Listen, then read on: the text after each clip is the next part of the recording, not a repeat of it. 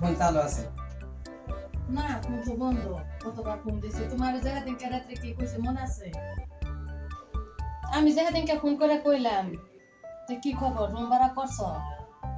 আমার এই যে রুম, আর রুম ভাড়া কেন হবে? আমার রুম তো আছে। এটা তুমি রুম ভাড়া করছো? এটা তো আমার রুমই।